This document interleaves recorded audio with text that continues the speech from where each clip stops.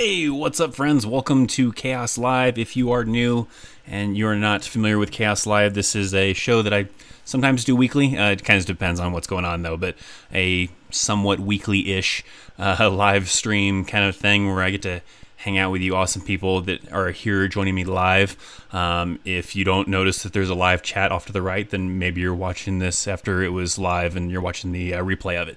But if you are here live, then thank you very much for coming and joining in on Chaos Live. And here's how it usually works. Usually I talk to you guys in the chat, answer questions. I'll have a couple topics right over there that I'll talk about here in a minute. And we'll just kind of hang out and have a little bit of fun for about an hour, maybe less. Just kind of sometimes depends on how things are kind of going and all that stuff. Hopefully everything looks good with the stream and all that fun stuff. I know the last couple times I kept on having problems with like double audio and stuff, but I think we're good right now. I know before it was because I had like camera audio on and other stuff on, and it was a mess. But we should be okay now. So everything should be good. So we got over here in the chat, I got the live chat right over that way. I always forget which way to point. So we got over there. We got John. We got Jumpman. We got Joshua. We got DeRobin. That's it. Those are the first awesome people that came and joined in the chat, at least for there as well. So, and then we got Richard. What's up, Richard? Richard, as you notice, will be highlighted in blue because he is a moderator. So don't do stupid stuff. Let's have a great time. And Richard won't hopefully have to, put you in timeout, kick you out, and I won't or anything like that. Hopefully we'll just have a great time and stuff. So Joshua says, hi, love your channel, even though I only subscribed a week ago. It's still awesome. I still love it. So no matter if you subscribed yesterday, you subscribed 2 years ago, 1 year ago, a couple days ago, doesn't matter. You're awesome. Thank you. The intro. So Jumpman, haven't you seen Chaos Live before? Haven't you been here to see the intro? What's up, all? No PT on Monday? No. So if you're talking about the PT challenge thing that I was doing, I'm done with that. I was just doing that for 30 days. I wasn't very motivated. I was probably cheating on some of the days, but the next big thing I want to do is I need to start training. I haven't started training for it yet, but I need to start training for it. But I'm going to climb Pikes Peak. It's a big mountain here in Colorado Springs, and me and a friend are going to climb that mountain together, and we're going to make it happen. We're going to make it to the top of that mountain. So, hey, could you do a video about unit ribbons? Wait, you didn't see that? Oh, worn on the right side above the name tag. So that one's a little bit kind of complicated because, I mean, I guess I could. There's special ribbons that are given to units, and those are the ribbons that would go on the right-hand side. But essentially how it works is if that unit receives awards. So like soldiers can receive awards, but so can that unit itself based on the unit accomplishments. So if that unit receives an award, then you would wear those unit awards on the right-hand side of your uniform, and you only wear the ribbons for the unit you went to. So soldiers will change units sometimes often, every year, every 2 years, whatever it might be, and you'll end up going and you'll go and once you go to that unit, you'll find out usually what unit awards that unit has, and then those ones will go on the right-hand side. And then if you switch to another unit, then you'll switch those ribbons again to the next unit. The only exception with that usually is if you are in a unit that that receives an award while you were in the unit, then that one always stays on your right-hand side. That's the only exception to that. Otherwise, those unit awards will change out based on the unit you're going to. But I don't know, maybe at one point in time I could kind of do a little breakdown of how that kind of works and stuff too. I need to start training too. My recruiter said I have to lose a bunch of weight before I can sign up. Yeah, that's always pain. The crazy thing is I've seen some people who have to gain weight. Some people are underweight. That's always kind of crazy. But I've seen it a lot of times where people have to, shed a few pounds, kind of a thing. They are kind of strict on that, and it just makes it easier. I mean, sometimes, really, muscular people, they come in and they don't pass weight, but then they have to do a tape. So if their neck and their chest and their stomach still passes the measurements that it should, but they still weigh heavy, then it's okay, because sometimes muscular people will come in overweight, but that just kind of depends. But yeah, good luck with it. Hopefully it works out very well. If you only serve 7 years, when do you give up your military ID for commissary and PX purposes? You'll give it up once your ID card expires. So, but usually you'll get a temporary one. So let's say you did whatever, however many years, it doesn't really matter, and you're not retiring, you're just going to get out of the Army, kind of like I did. That's what I did. I got out after 10 years. So let's say, April 15th, right? Is when you're supposed to get out of the Army. That's usually when your ID card will probably expire too. So they'll tell you, if you're getting out with terminal leave because you have vacation time saved up to get out early and go on vacation time, then you can come back if you want after that vacation time is up or before it's up and turn in your active duty Army ID card and get a temporary one. So if you didn't retire, you usually get a temporary ID card that's good for like a year, because you'll still get PX and commissary privileges for 1 year after you get out of the Army, and that's kind of how it'll end up working. You'll get that. But if you retire, then you get a retiree ID card, and you'll get to keep coming as long as you want, I guess. So that's kind of how that works. I am a Navy SEAL with 3,000 confirmed kills, and I'm 25. I'm a 25-star general. Okay, all right. And tell yourself that. Sorry if I asked you this before, but do you know if I can attend airborne school with a medical waiver? I don't know. I guess it would depend on what kind of a medical waiver. I'm sure there's gonna be some things, like if it's something physical, there's a good chance probably not, but I don't know 100% sure. So I guess it would depend, and I probably wouldn't know the answer even if you told me what the medical waiver was for. Most likely if it's something physical, then probably not. But if it's something mental, I don't know. A recruiter would be able to answer that question the best, I would say.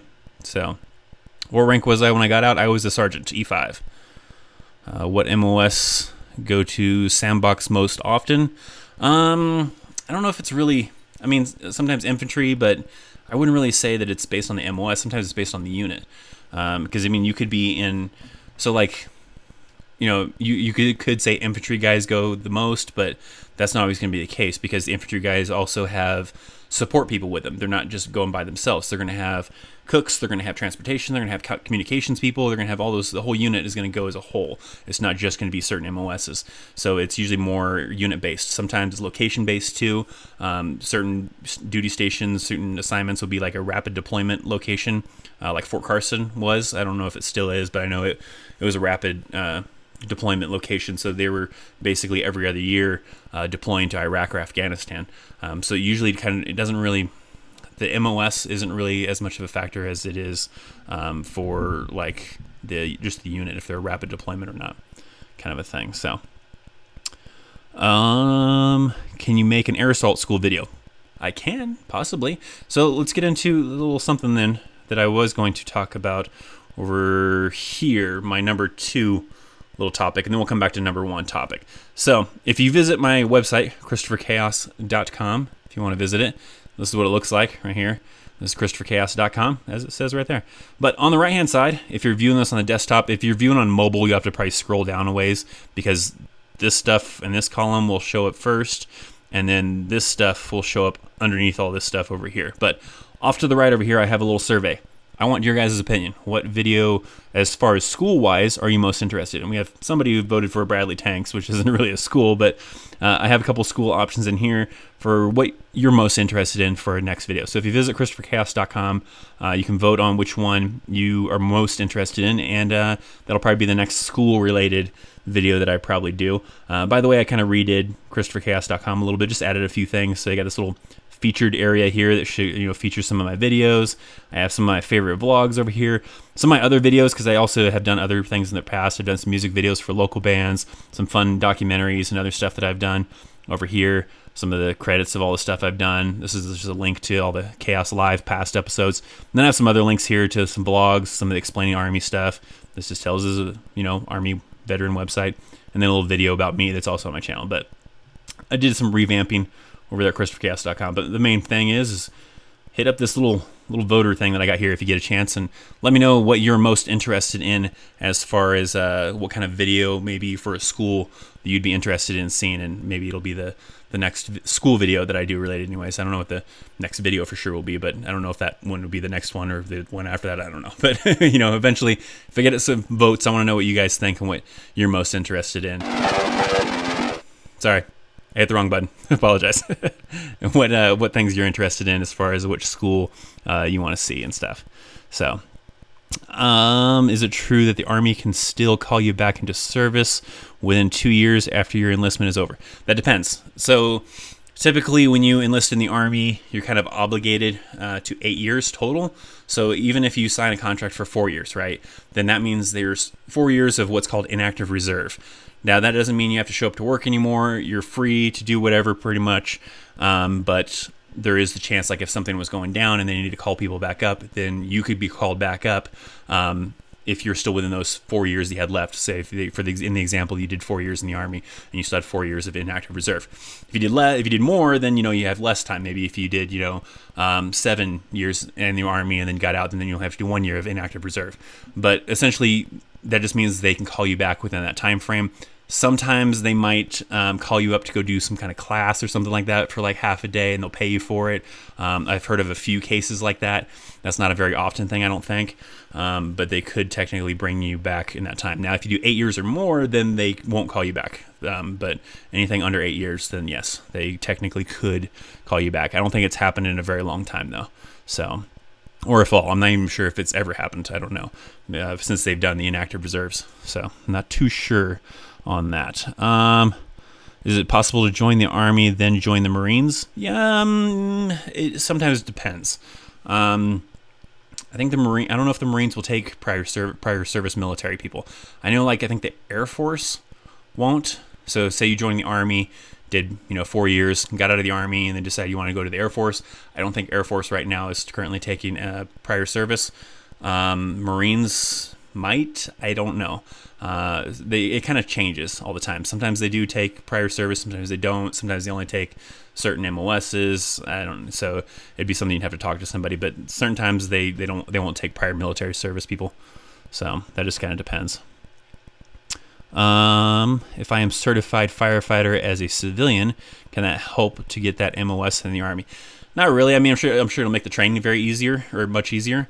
But if you're certified as a civilian, they're not going to waive your school or anything like that. You're still going to have to go to the Army's version to learn Army equipment that's related to firefighting and everything. It might make it easier on you, but it's probably not going to bump you up or move you along any faster than if you didn't have it. But it'd be cool. If required to go to future soldier, is it required to go to future soldier training? Not sure what you're talking about. You're talking about for the inactive reserve that I was just talking about? I'm not sure what future soldier training you were talking about. How many military pensions work like you have to be in one branch to serve for a whole 20 years? Or can you join different branches like Marines for 10 and Army for the other? I believe so, because it's not necessarily like when you retire from the Army, it's not necessarily an Army-related retirement. It's a military retirement. So I think so. I'm pretty sure. Yeah, actually you can, because not necessarily that extreme of a case like you're talking about, but I work with a guy who did, I think he did maybe 3 or 4 years in the Navy, and then left the Navy and went into the Army, and then did the rest of his time in the Army and then retired. So I'm pretty sure you can. I don't know if there's a kind of a time limit on that. So the only problem with that be, I guess it depends on your age too, because if you go and say you are in the Army and then you do so many years in the Army and you get out and now you're 35 and now you want to go into the Marines to finish up another however many years left to try to retire, you might be too old to join the Marines. So I think it kind of depends. It's kind of that would be kind of a tricky situation, I would think. Chris, ever had a really bad lieutenant? Not that I think of. Usually every lieutenant I've ever had is pretty cool. They're not, they're pretty new to the Army. They're fresh out of college, haven't been, doing it for too long. So, I mean, they went to college and then they came in the Army. So most of the LTs I got are pretty cool. It's usually not until they get a little higher ranking sometimes that you'll run into some that can be, bad or dickheads or assholes, whatever you want to call it. They get a little bit more authority under them and they can get a little bit more of an attitude. But for the most part, I can't think of a lieutenant that I've ever met that was a bad lieutenant. They're all pretty cool usually. With the inactive reserves, do you need to do a mustard? My wife is doing it now.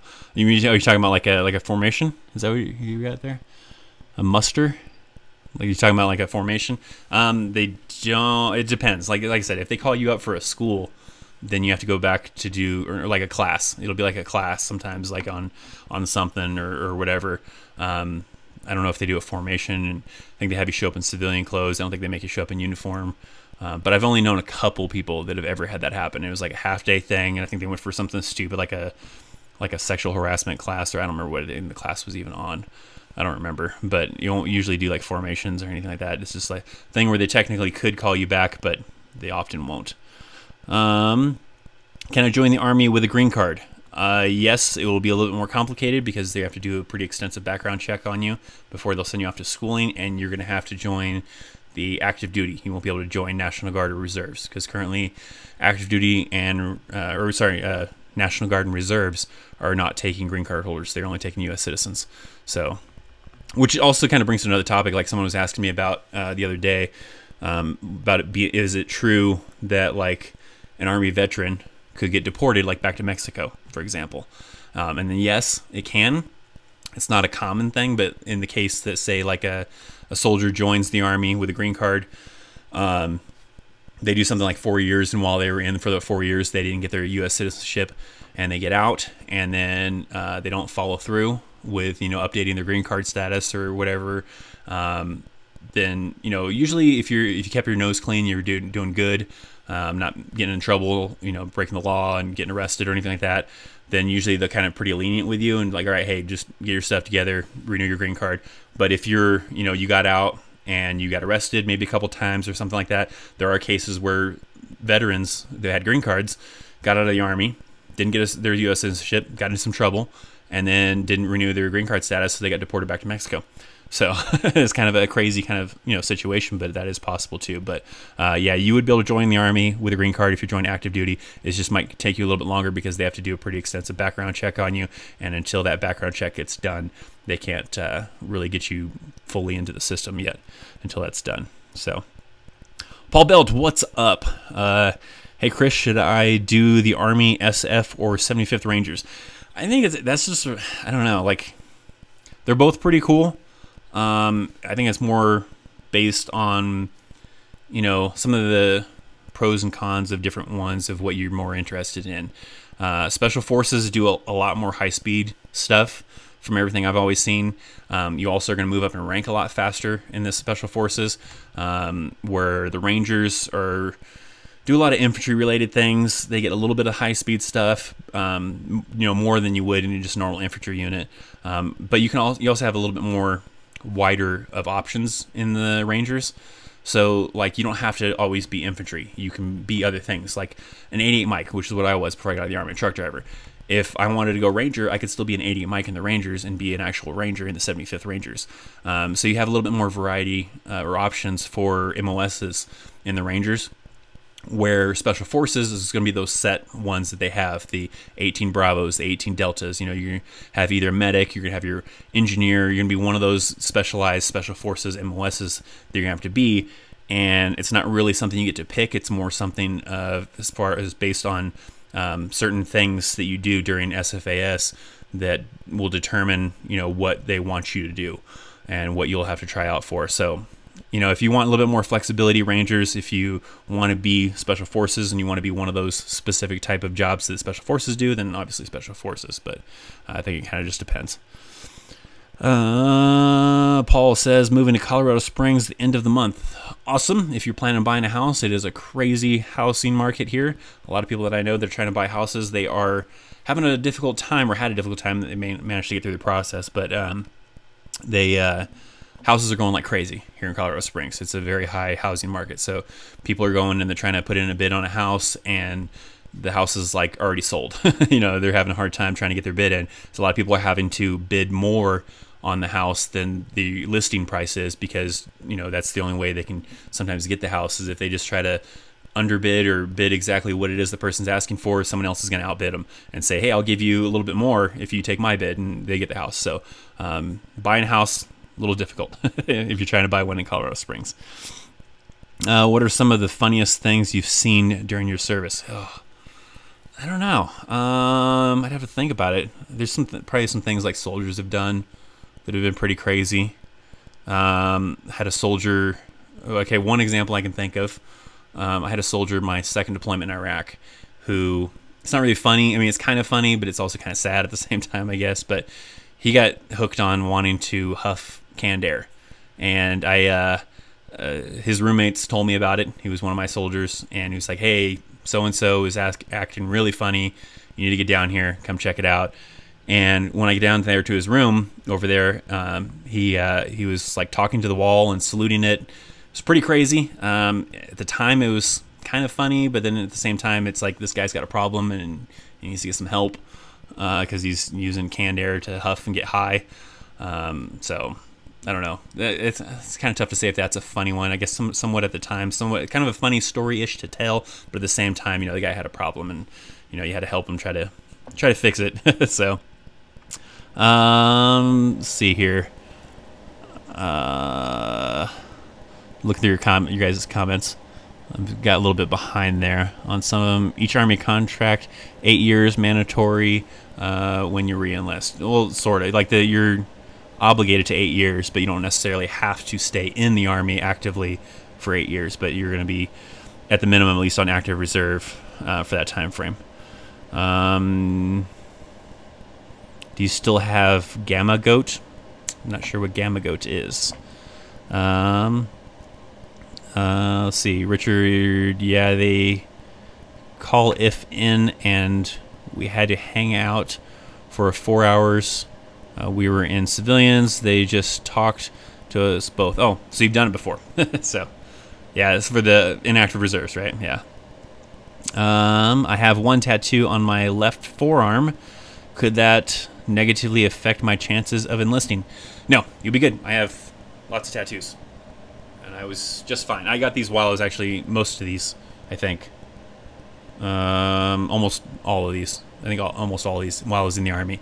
Their tattoo policy currently is as long as they're not on the neck, the face, or on the hands, or anything offensive, or sexist or anything like that, then you'll be fine. It won't affect you at all. So unless you have some kind of if you have a swastika on your forearm or something that's negative against a certain sex or a certain race or something like that, then yeah, that will affect being able to come in the Army. But for the most part, no. If you just have a normal tattoo, something on your forearm, that's fine. Why do you have we? Sorry, it's a little confusing. 24 duty when the base are closed now, meaning anybody could go on base before 9/11. Or you're confusing. Why? I'm trying to make sense of your question. Maybe I'm misunderstanding it. Why do we have? So you're asking why do we have 24-hour duty when the bases are closed after 9/11? So because before 9/11, anybody could just drive on post, and then it was after they were going to move to restricting access to post, and then 9/11 kind of forced them to do it because I was in the Army during that time frame when all that was going down, and that kind of forced them to close posts to only authorized personnel to get on base, and then you still have 24-hour duty, just because you could have other soldiers. So you have 24-hour duty like in the barracks, if that's what you're talking about, 24-hour duty in the barracks or 24-hour duty also at what's called staff duty. The 24-hour duty in the barracks is just kind of like a guard, just to kind of be there. So if things are going down, things are happening, there's somebody to be able to call in for emergency, call for an ambulance, call for the police, whatever need be. Plus also kind of, regulate policy. So if they have a policy where no visitors after midnight, then they can, regulate that and make sure there's no visitors coming in after midnight.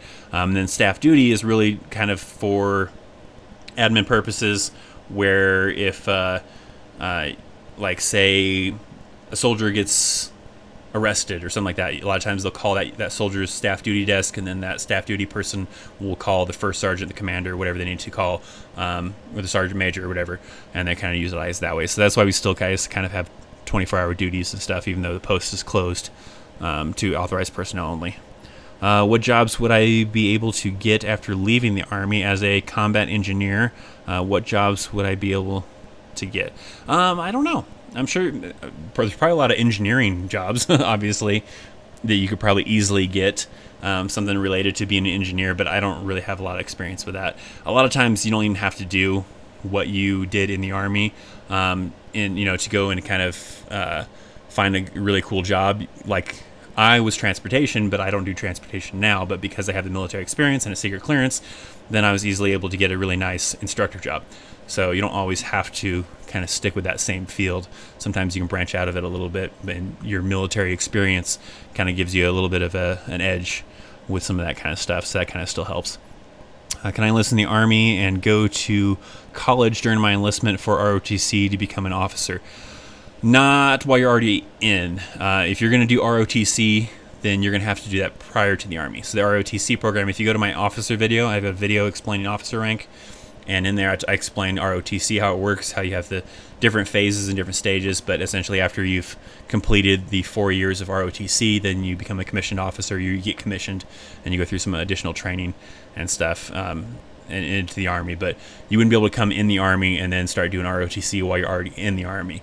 The only way you could really kind of go and come into the Army and then become an officer, so you come in as an enlisted, and then you'd have to try to manage to make time to work on a 4-year degree, and then once you got a 4-year degree, then you put in for green to gold, and then sometimes even when you put in for the green to gold, if you don't yet have your 4-year degree, they can kind of help you with finishing your 4-year degree, I believe, and then go to OCS.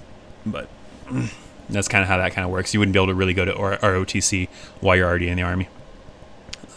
Just closed last week, Paul. Good job. Good job. Good luck. Good luck in the Springs. It is an awesome area. The winter was very, very easy this year and last year, actually. Not as crazy of winters that we normally get here in Colorado, so it's been crazy. Cleveland, Campbell, none. I'm a 12 Bravo veteran. I don't know what you're asking. I don't know if you're responding to someone, then I just missed it. I don't know. I don't know what that was all about. Does 11 Charlie see a lot of combat or so? Maybe. There's no guarantee. It's a lot of hard times to say. There's people that I know that did, like, you know, say like my job, an 88 Mike, and they saw more combat than some 11 Bravos, because some 11 Bravos just didn't happen to be in the right place, the right time, or wrong place, wrong time. I guess it's not necessarily saying that they're trying to get into a combat situation, but it just, that one, your MOS, I mean, you're a 11 Charlie, which is a mortarman, you know, you're doing some cool mortar stuff, and if they have mortar missions, but usually mortarmen are going to be a little bit a ways away from the battle, typically, because you're firing off the mortars, and someone is calling into you the distance and direction and all that stuff like that to fire your mortars in, and you're making adjustments on your track or on the ground or however they have that particular mortar unit set up, and then firing off the mortars, so you wouldn't be necessarily on the front line and stuff. But it's hard to say, like, if any MOS is, you know, sees more combat than another MOS. It just depends on the certain time and the certain place and all that kind of stuff. What's up? Just joined, new subscriber. Well, thank you, Cubs Pats 12. Thank you very much. I appreciate the sub, and I hope you enjoy the content that I have to provide for you here. Sorry about the bad grammar. I'm grilling and listening to you on headphones at the same time and trying to comment. Hey, it's cool. Sometimes I don't read very well either. So sometimes it could go either way. I mean, you could have done it perfectly, and I probably still would have messed it up either way. So my bro wants me to ask you, should he join the Army 12 Delta Diver? And when the Navy have the same job? So I would think that probably with the Navy, you'd probably get a lot more training with that kind of stuff, and a lot more like hands-on, like doing the job. Where with the Army, I don't know what it would be like. That would be something you really have to try to, like, I don't know, maybe look up some YouTube videos on, because I don't really have a lot of experience with that MOS for a diver in the Army. I mean, if there's some kind of personal preference that you'd rather be in the Army rather than the Navy, then maybe the Army's better. But if you're actually after it for the experience as a diver, I would imagine the Navy would probably be a better kind of thing for that. So, because you'd probably get to do it a lot more, where I don't know how the Army is going to do it, because I don't know if they would if that MOS, they locate you with some Navy units to do stuff with them. I don't know. I don't really know how that works. So I don't have a whole lot of intel on that. I want to join the Army Infantry when I turn 18. What's the difference between Mech Infantry, Airborne Infantry, Ranger, Delta Infantry, Green Berets? Lots of differences. So usually your mechanized infantry is vehicles. So if you are So, okay, well, when you join the infantry, you don't get to choose if you're going to be in a mechanized infantry unit or an airborne unit or anything like that. You can do certain things that kind of lead to some of those stuff. But, for example, say you just come in as 11 Bravo infantry. You have a chance of either going to an actual infantry unit, or you could end up going to a mechanized infantry unit. So, a regular infantry unit, you're going to do a lot of road marches, a lot of walking, a lot of on-the-ground stuff. If you go to a mechanized infantry unit, then you're going to be doing probably a lot of stuff with a Humvee or Striker units, because a lot of 11 Bravos that are in mechanized infantry units do stuff with the Striker vehicles and are doing a Striker cruise. So you do more vehicle stuff. Airborne is going to require you to go to an actual airborne unit, so you'll do a lot of the same stuff that the airborne guys are still doing, or the regular infantry guys are doing. You won't usually have a vehicle in airborne unit. I think they have one vehicle, and I think it's like the first sergeant's vehicle or something like that. I forget what it is. But you're gonna still do a lot of the stuff that the regular infantry guys do. But in addition, you're also gonna do a lot of airborne mission stuff, or not a lot, but you're gonna do that stuff. You know, it's gonna start kind of intertwining with it. And then if you're doing it frequent enough, you'll get airborne pay for doing that. And then of course, Special Forces, I've talked about that in my Special Forces video. You know, you're doing a little bit more of the special operations type of work. You're not necessarily doing infantry stuff, because you could be the medic or you could be the engineer. So it kind of depends. If you're the 18 Bravo in the Special Forces unit, then you'd be doing more infantry related kind of things. But you're working together as a team. Rangers is a lot more infantry things, but a little bit more also somewhat of the special operations stuff. Not as high speed as Special Forces, but you know, you do a lot of special operations with Rangers. And then Delta, you're going to usually have to be either already in the Special Forces or already in the Rangers before you can even get selected to go to Delta. So that one's just kind of a different little requirement altogether on that one. So hopefully that helps a little bit. It's kind of a lot to that, I guess. If you wanted me to try to explain, it'd be kind of difficult to try to break down everything. Gamma Goat was a sectioned vehicle. We used it during the Vietnam era. It doesn't sound familiar, so I don't think so. I don't know if there's some other vehicle that's replaced it. I'd have to look it up. I'll do a quick little YouTube search over here. It doesn't sound like something that I know of though. Gamma Goat. Okay. Let's pull up some images here. I'll bring it over here. So apparently something similar to this guy. Some of these vehicles, they don't look like anything we use currently in the Army. I have never seen one. I would think, I don't even know what you use this for. It's just kind of a crazy, like, what is this crazy thing going on? You got some free rides people are kind of going on. So, I am not familiar with this vehicle. I don't think, I think now we would more likely use like an LMTV for a lot of this kind of things. So you'd use more something like this, your LMTVs. Maybe for that same purpose that the Gamma Goat used to be used for. So maybe something like that. I don't know. I don't know if that helps you. But interesting. I never heard of the Gamma Goat. So cool deal. Before I get back to the comments, let's come back over here real quick. Talk about the 10,000 sub giveaway that I want to do. So the goal is, we're doing amazing. I got the live subscriber count right now as of recording this live right now, and that may fluctuate up or down during this live stream. It happens. Hopefully it goes up. I don't really like it when it goes down, but it does happen, because sometimes people, you know, see a video that they are not that interested in, they don't want to be subscribed to me anymore, or they were just a malicious subscriber anyways that was trying to get sub for sub kind of thing, and then after I don't sub back to them, they you know, unsubscribe to me. But the goal is once I get that number right there up to 10,000, I want to do a giveaway for you guys. I want to do something cool to show my appreciation. I already appreciate you guys enough now, but it's good to have some kind of goal to reach for to do this cool thing. But I want to do what's called, I'm going to call it a chaos can, and it's what it is I'm going to have an ammo can, and I'm going to put a bunch of cool stuff inside that ammo can.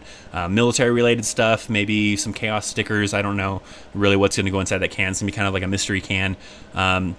And I'm going to stick some stuff inside there, and I'll probably do 2 cans. That's probably how I'll do it. So once my channel reaches 10,000 subscribers, I'll do some kind of Chaos Live episode for the giveaway, where I will probably probably have some kind of random drawing type of thing from the people that were inside of the live chat during the Chaos Live episode, and then I'll also do something where maybe I give away another second can to somebody who like shares one of my videos or something like that. I'll figure out more details when we get a little bit closer to it, or when we get to the 10,000 mark.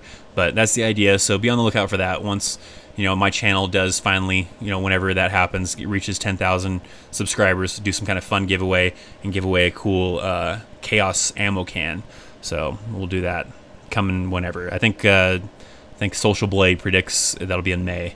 So if subscriber rates keep going at the same rate they've been going the last several months or whatever, then maybe by May we'll do some kind of cool giveaway and all that stuff. So do you know anything about 19 Delta and 89 Bravo? So I don't know what 89 Bravo is, but I can look it up because I am not familiar with that MOS. I know what a 19 Delta is though, but let me get the other one so I know what to compare it to.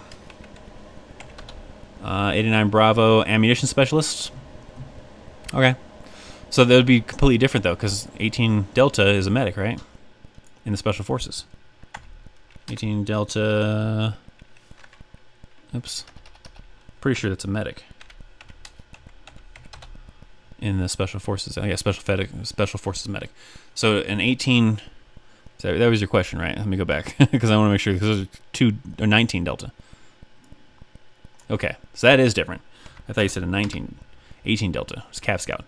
So those are still fairly different. I mean, one's an ammunition specialist and one's a scout. So there's a big difference. I don't know how I can explain that to you. I mean, explain that. That's what you're trying to find out, because you're trying to find out anything about... Oh, do I know anything? Okay, I'm sorry. I think I misread your question. I'm sorry about that.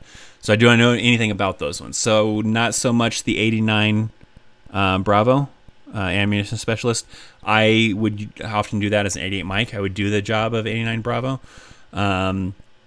to do ammo and stuff like that. So sometimes you won't always find the actual 89 Bravo doing ammo stuff. Sometimes the 88 Mike is doing it, but that's, when you're in more of a certain type of unit that have dedicated ammo people, then those people will be working with the ammunition, issuing out. Usually is how that works is they will be the ones that have to pick up the ammo from the ASP, which is the civilian location on each base that holds all the ammo. They'll pick it up from there, and then they will, sign it over to the units that need to use it, and they will keep control of the ammo and all that kind of stuff. So they deal with that a lot. Some units don't have actual ammo specialists, and the 88 Mikes end up kind of doing the same job that they would do. And then 19 Delta is a scout, and you're usually doing stuff like working with the Bradley fighting vehicle and doing, reconnaissance missions, stuff like that. So those, a little bit of explanation, I guess, on those two. One does a lot of ammo stuff, dealing with ammo. The other one does a lot of recon and stuff with the Bradley fighting vehicles. So can I translate from active duty to reserve to go to college? Yeah, you can. They have special options, I think, for that, where you can do some kind of situations like that where you want to spend 4 years active duty, and then you want to switch over to do reserves and then go to college and stuff like that. And they have special programs, I think, for that. It'd be a good one to talk to a recruiter about, because they usually have special deals, where they give bonuses and all kinds of crazy stuff if you do those options.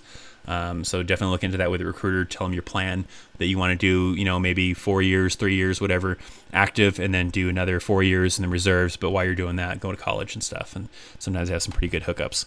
But I know a couple people that have done that, where they've done, 4 years or so in the Army, gone into the reserves, got a job, then went to college and used the GI Bill to go to college while they're still in the reserves, doing the, 1 weekend a month, 2 weeks a year stuff, and all that kind of craziness. So,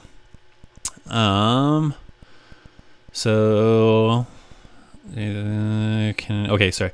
So Ron says that's it. It's an ambulance. So if it's an ambulance, then the current one is a, oh God, what's that called? An FLA, right? Army. So Army FLA should be. Here we go. All right. So then if that Gamma Goat was an ambulance, then currently the Army uses these guys. This is a FLA that the Army uses, not this guy. That guy's a little high speed. I mean, you can use these guys. These are the FLA. They probably sometimes have similar ones to this that they'll use for medics sometimes, but commonly it'll be these ones because this will be kind of a pain to have to lift someone up into to get them in there if you have to get injured people inside there. But yeah, usually these guys will be kind of your current replacement that the Army uses to replace the Gamma Goat if you say the Gamma Goat was used for like an ambulance kind of purpose. So there you go. Awesome. Learn something every day. Awesome. Thank you for sharing about the Gamma Goat. And then I lost my place here. Can you get a Class 3 license before or after military service for like truck driving? You could probably do it while you're still in. You're still going to have to do the schooling, I believe. You can't just go and like say like you do like an 88 mic for truck driver transportation stuff. That's not just going to immediately transfer over to a CDL or anything like that. That is what a Class 3 license is, right? Unless I'm confusing it with something else. But you would still typically have to still do whatever training is required for that Class 3 license. And then to get it. So you could maybe, if you had time, do it while you're in the Army. Otherwise, most people are probably going to have to do it after the Army, depending on how the training is for that. Hey man, back from another live stream. Awesome. Thanks for joining in. Average Gamer. I've been here since 200. Oh, I'm like a W03 in the Chaos Army. Yeah. Thank you, Richard. You are awesome. You have been here since the very, very low numbers of subscribers. So you're very awesome. There's very few of those. Even though, like, before the numbers started taking off of subscribers, I was at like 200 and something like that. A lot of those people weren't very active users. They were occasional users. A lot of active users back then were like family and then a handful of other people. And then once the numbers started really racking up, then it started getting a little bit more of a broader audience, and it was no longer just mostly family and a handful of others. So it's very awesome. It's been a very exciting journey since the subscriber count has gone up. I hear that if you don't have a driver's license, there's some jobs automatic you can't get while enlisting. Is that true? Maybe, but here's like the crazy thing, right? I was an 88 Mike, which is a truck driver, motor transportation operator, and I remember we had not very many, but there was maybe like 1 or 2 soldiers while I was in the Army that came to us as an 88 Mike, didn't even have a driver's license, but they got a military driver's license, and the military driver's license would allow them to drive on post and stuff. I'm pretty sure from what I remember. So I'm not 100% sure on that, but I want to say I remember some people in the Army didn't have driver's license and were still 88 Mikes doing truck driving stuff, and because they were still able to get their military driver's license, they were okay with driving military vehicles. They just weren't able to go drive a POV, their personally owned vehicle. So, let's see. I was a 91 Bravo medic. Awesome. Thank you, Ron. What training is harder, Army or Marines? I don't know. I've seen some of the Marines training. Some of the Marines looks pretty tough. And, okay, so I would say from stuff that I have seen, your basic Marine training looks like it's tougher than your basic Army training. Now, if you're going like SF, then, you go through SFAS, then that would be harder than like basic Marine training, but same kind of thing. Marines have the MARSOC. And if you were doing that, then I'd imagine that would be somewhere maybe equal to SF training. I'm not really sure how the MARSOC training kind of works, but for the most part, a lot of stuff I've seen for like basic kind of stuff, Marines seem like they're a little more hardcore. Requirements to join military police, usually it's just going to be scoring well enough on your ASVAB, and then you can go for it. You probably can't have a red-green color blindness for it though, but that's for the most part nothing. It's going to be mostly based on your ASVAB score. As far as if you qualify for military police, you're not going to have anything. You don't have to have anything like criminal justice degree or anything like that. Honestly, Marines are a little bit tougher. Yeah, I would say that too. Richard agrees with me. I would say Marines are probably a little bit tougher. Are Cav Scouts infantry? Sort of. They do just different stuff where infantry guys are going to be more on the ground. Cav Scouts will work a lot with the Bradleys. So a different kind of infantry, not technically infantry. I think they do. I don't remember if 19 Deltas can't get the blue cord. Don't they have their own cord? I want to say Cav Scouts have their own cord. Their own colored cord, like infantry has the blue cord. I can't remember for sure though. But I want to say Cav Scouts have a cord, but I don't remember.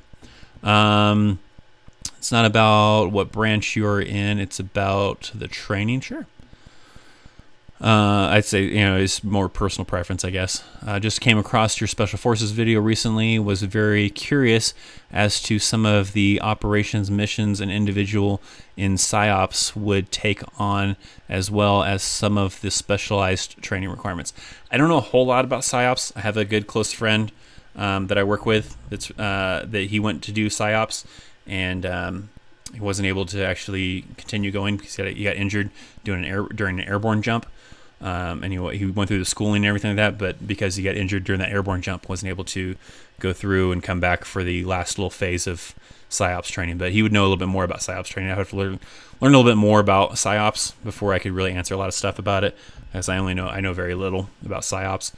But maybe at some point in time, do a little more research, team up with my buddy to get some of the inside scoop on some of the PsyOps stuff that they would do, and maybe create some kind of video for that kind of thing. Getting a little bit behind on the comments. Sorry about that. Let me find my mouse. I got like 4 monitors going on my computer system, so it's very easy to lose track of your mouse when you have 4 monitors. All right.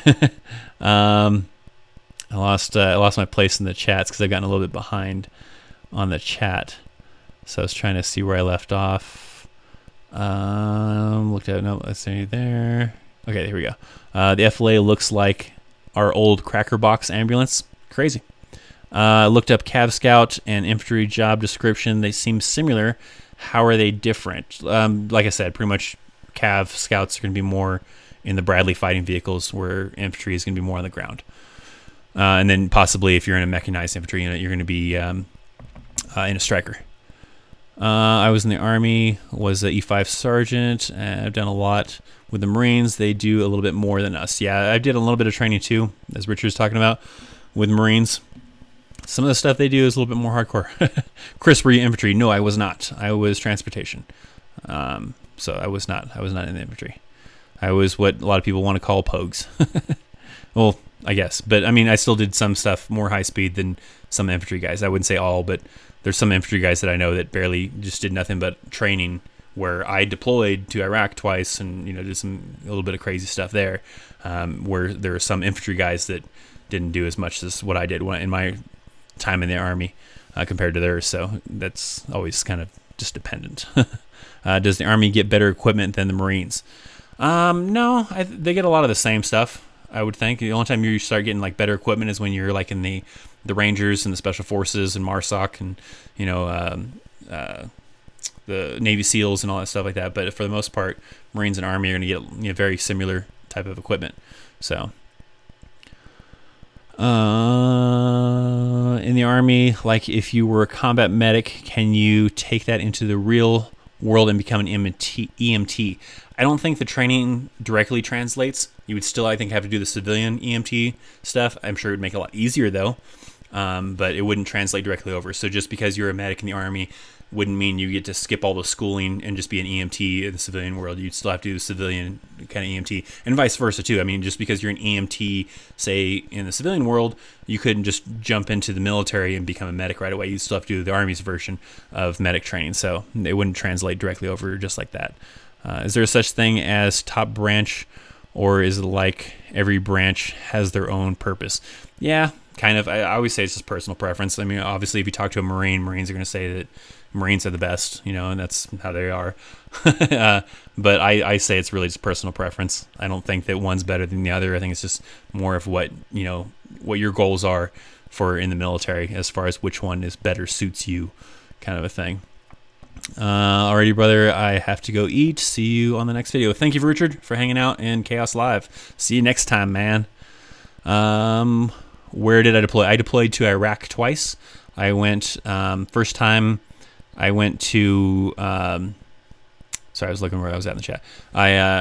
First time I went to northern Iraq, which was near a small city called Tel Afar, and then the second time I was in Baghdad on BIOP, which is one of the main bases there in Iraq at the time. Now it's taken over by civilians because there's no military guys, U.S. Army anyways, or U.S. military really in Iraq anymore.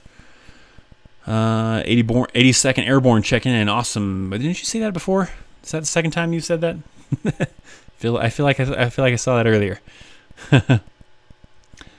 Air Force are the most pampered? Yeah, probably. Where do combat medics usually get stationed to? Anywheres. There's no set destination for combat medics. They're going to be all over the place. So I wouldn't say there's a one set or any set location for medics. They're all over. Let's see. Some people say Navy is the top branch. Some say Marines is the top branch. Some say Army. Some say Air Force. Top. Yeah, it depends on who you ask, I guess. As far as who's better than the other. Can you join the Army with the GED? Yes, you can. It will probably affect maybe certain MOSs, I think, because there's some MOSs they will not allow you to join with a GED. But overall, yes, you can join the Army with only having a GED. But like I said, it may restrict you from a few MOSs that won't allow you to go into that MOS with a GED. What do people at the ranks of Master Sergeant and Sergeant Major do? I mean, it jump up from company first sergeant straight up to battalion sergeant major. Usually that high ranking, you're more in the leadership position, so you're more with organization of making sure that your soldiers are doing the proper training. You're getting the taskings handed down to you as far as what things your troop or your company need to accomplish, and you're the one that has to sit down. So at the, let's say, first sergeant level, you're at the company, so you're receiving your missions from the sergeant major, and making sure you hand it down to your platoon sergeants and telling your platoon sergeants, say, I need you to get this executed, I need you to get this executed, and I need you to do this other thing. Where as a sergeant major, they're receiving it at a higher level, and they're needing to make sure that his companies or troops below him or her is executing the things that need to happen. So a lot of that kind of stuff. It's more of a higher manager kind of position if you want to try to equal it to something in the civilian world. Where like you're not having to get your hands dirty much anymore. I mean, some choose to do it, but you're not really having to do that really anymore. It's more about making sure the tasks are getting done that need to get done. A little bit more leadership responsibility and making sure troops are getting training and getting things done, kind of stuff. It's kind of hard to explain really down and dirty, but essentially, when you're a command sergeant major, when you're all that kind of stuff, you're more in charge and you have more responsibility to make sure things happen. I'm recent Farm D. What is that? Graduate with no military experience, but have been starting to look into joining the Army as a pharmacist. Okay, gotcha. So that was probably pharmacist. Any insight into the process training of joining? Kind of like I was talking about with the medic thing. If you're looking to be, because they have pharmacists in the Army, and you can do that kind of a job, but just because you have the training as a civilian won't mean you can just join straight into that, just like I was talking about earlier with the medic kind of thing.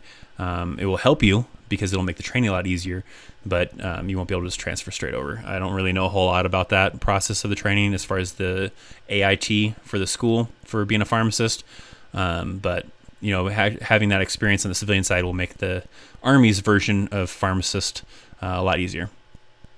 Army is the oldest branch, yes. So yeah, there's that. It's, I guess, personal opinion as far as which one's the best, but Army would probably be the oldest. In which case, can the National Guard be federalized and sent to active duty? It'd be tough for National Guard because National Guard is really dedicated to stuff in the United States that is happening. So that'd be kind of tough. I don't know. But I know reservists sometimes can get kind of put on like a temporary active duty status. Like when we were doing all the stuff with Iraq, there was a lot of reserve guys that I knew that would get stuck, going from, doing the reserve thing to all of a sudden having to go active for a deployment. But National Guard, I don't know. I don't know how deep of some stuff we would have to be in to have to pull the National Guard from doing, stateside missions to start doing active duty mission stuff. I don't know. Army pharmacist would be an excellent job. It probably would be. Probably a really great experience to really take over back into the civilian world. Rangers with a GED, I think so.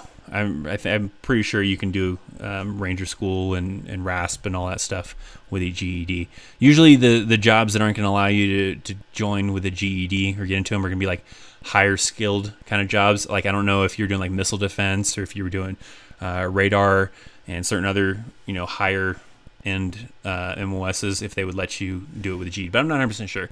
It's always one of those things that you confirm it with a recruiter because they would be the one that could tell you or not, because sometimes there's even cases where you can get a waiver where they may say that yes, you can't join this MOS unless you have a high school diploma, but then sometimes there's like a waiver where if you scored well enough on your ASVAB, then they'll waive it and they'll be like, okay, screw it, you can come in still at this job. So it's always best sometimes to talk to recruiters about some of those details, and I can try to give my input as best as I can, but they'd be the ones to confirm that kind of stuff.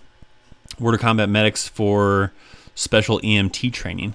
Like where do they go to school? They don't really. So you're gonna have to do the basic EMT training when you go through as a medic, and then usually different posts will have more advanced training on their post that somebody will kind of do. It's usually civilian run. Like we have one on Fort Carson that you can do. It's a little bit more of an advanced kind of course that anybody can really run through that one, though. It doesn't have to be EMT. And then that's a little bit more in depth with some stuff, but I don't think there's a centralized or one location for some advanced special EMT training. What is the current Army standard issue rifle? Most commonly it'd be the M4, which is what equivalent to the AR-15, right? It's very similar to AR-15. The only difference is from you have the safe to semi, and then the M4, the military version, has burst, so it'll fire off 3 rounds at a time. But commonly there's some units that usually you don't see it too often anymore. Sometimes you'll see it with reserve units where they're gonna be stuck with the M16, but for the most part, everybody's got M4s. Checking out, sir. It's chow time. Having shit on the shingles. All right, Joe. Thanks for hanging out. Thanks for hanging out for Chaos Live. We're getting close to probably cutting this off here in a minute too. So I'll hang around a little bit more to answer questions, and then pretty soon we're gonna cut this off. And then hopefully, if I didn't get to your question, make sure to come back to the video when it does the replay and it's been processed on YouTube, and leave your question in the comment section of the video, and I will try to answer them in the comment section. As well as, I almost forgot, our featured one, which is right here. Here we go. Hit the wrong button. Usually try to feature a comment to kind of get a little bit more, for you guys who maybe didn't see this excellent comment that someone left. The first couple of questions are kind of generic kind of question stuff, but asking difference between ribbons and medals.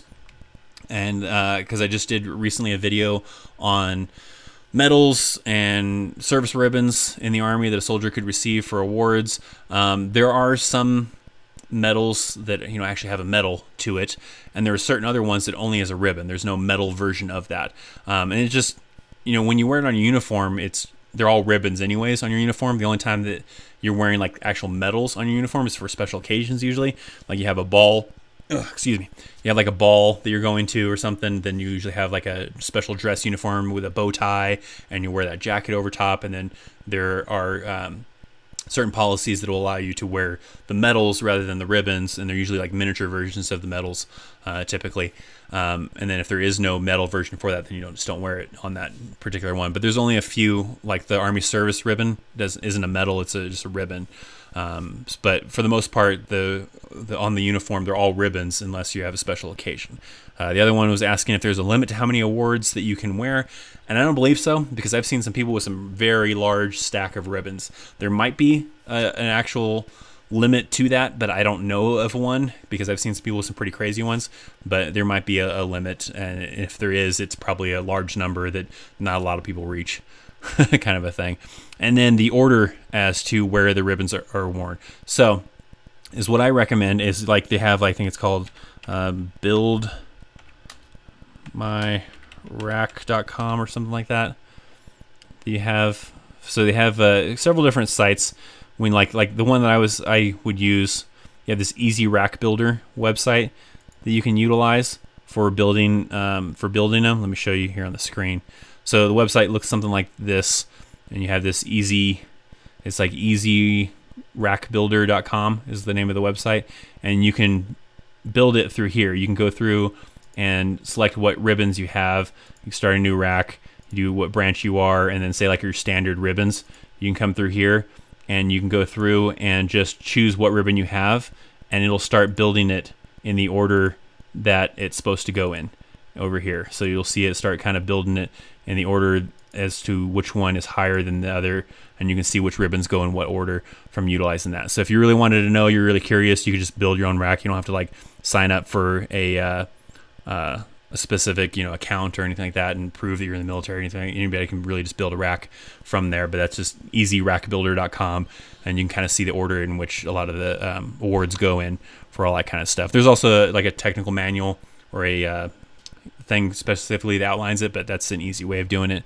And then also, could you do a video on unit awards that I would wear on the right side of my uniform? Talked about earlier in the podcast or earlier in this live stream that it really just depends on the unit you go to, because each unit is going to have their own different awards that they have. So usually when you go to your unit, you find out what ribbons they have and what unit awards they have. So thanks to, I'm not going to try to pronounce your name for your YouTube handle and stuff like that, but thank you for the question, and thanks for the featured, made it to the featured area. And if any of you out there have like a comment, leave comments, and maybe it might get featured in the next live episode. If not, then I'll still try to answer it regardless, kind of a thing.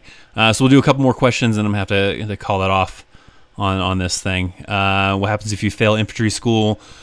They'll recycle you, is what it's called. They just call it recycling. So it's not like how like special forces where they kick you out and then you just become an infantry. If you go through OSIT and you fail a certain portion, which is usually the PT test. Other events, are harder to fail than others, but the PT test would be something that you could potentially fail, and you get recycled. So you have to go into holdover, and then you have to join in with another group that are going through basic training, and it'll take longer for you to move on to your first unit because you have had to recycled. If you do it too many times, then they kick you out of the Army, though. But if you recycle too many times, they're going to say that you're not fit to be in the Army, and you're just going to get kicked out of the Army. For like some kind of, they'll determine if it's medical or whatever they're going to determine. So, did you hear about Army getting sent to the border? I did. I don't know any details on like how that's kind of works or anything, but yeah, I have heard some. They've done it before, though. That's the big thing too. Like some people don't realize is that the Army's done this before, military's done this before with like Bush and with Obama and everything, where they've gone in to do operations on the border to help police up some of the issues with maybe people trying to run across the border and everything like that. So it's not like a new thing. It's things that we've done before. What is the difference between 11 X-ray and 11 Bravo?